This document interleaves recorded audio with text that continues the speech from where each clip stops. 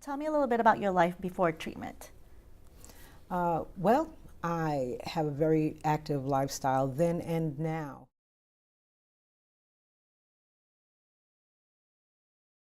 So once you got diagnosed, how did your life change? Tell me a little bit about after treatment. After treatment, I started getting more rest. I don't know that I'm more productive. I don't know that I'm more productive, but I am certainly getting more rest. And so I find that after treatment, I'm able to focus a lot easier because I have had so many things on my mind at the same time. You know, I find that normally I'm thinking about what I have to do 2 days ago for today. And even today, you know, all of these things for this weekend needed to be managed a few days ago because I have things to do. As soon as I hit the ground tomorrow, I have other things that I need to do. And so I'm thinking about those things now. This stuff I thought about 2 days ago. Yeah. And so it is easier to manage when you can think clearly, and you can't think clearly when you're tired. Correct. So tell me a little about what has worked for you and what has not worked in regards to sleep apnea and your treatment. Well, I did have a lot of difficulty, like I may have mentioned before. I had some difficulty in getting the correct sleep number on my machine, and so at the very beginning, I was prescribed a number when I actually received the machine, and I had someone to teach me how to use the machine.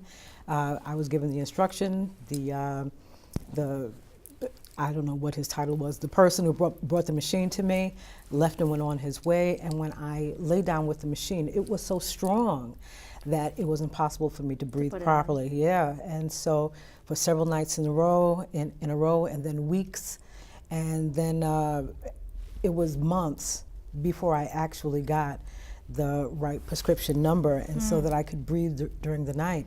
And so what was happening is I was going to bed later and later and later, and it was an absolute nightmare. I had tried to not use the machine at all, just let it run for 6 hours, because I knew it had to run for 6 hours, otherwise I was going to lose it.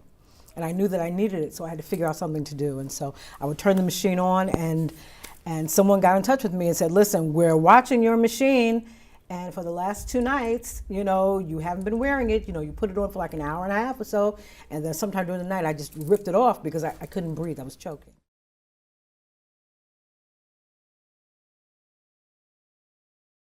What did not work was not being able to get a hold of the physician, because what I was told was that I was being monitored remotely, but the place that was monitoring me remotely didn't have the authority to change the prescription. And so I was forced to keep using this machine. Same pressure. Yeah, using it at the same pressure. And it was actually having the opposite effect.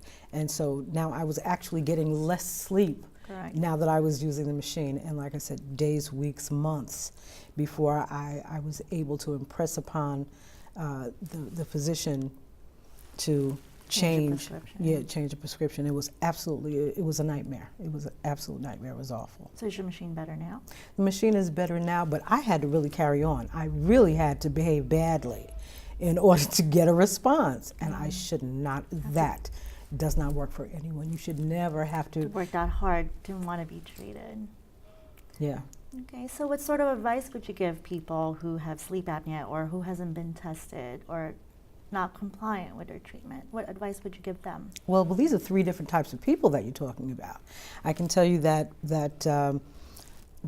for the most part, it's clear to me that most people don't know that they have a sleep disorder. Most people do not. Correct. I didn't know that there was anything wrong with me that was related to sleep deprivation until I was tested. And I was only tested accidentally because it happened at a place that, right, I was only tested because I happened to be in the room where people were asking the questions that need to be asked about their general health. I can tell you that that for most people, most people don't associate the issues that they have with being sleep deprived, and so they don't have the opportunity to move forward into a sleep study or anything else because they don't think that their issue is sleep related, and so they wouldn't look there. You know, it wouldn't seem to be part of the problem, and so it's not an issue. Being tired is not an issue. Yeah. Okay. Any other advice you would give people? Comments? I would comment that because being ill in these variety of ways, having high blood pressure, which we associate with being part of the family history, or having diabetes, which is part of the family history, or being overweight, part of a family history, having bulging eyes, you know, part of a family history. That you know, there are just so many things that we consider normal that by standards are not normal at all, may be a part of sleep deprivation and sleep issues that we need to spend a little Address, a little time with our physician addressing. Absolutely. Well, thank you so much. Thank you for being here again. No, thank you so very much for the opportunity to serve.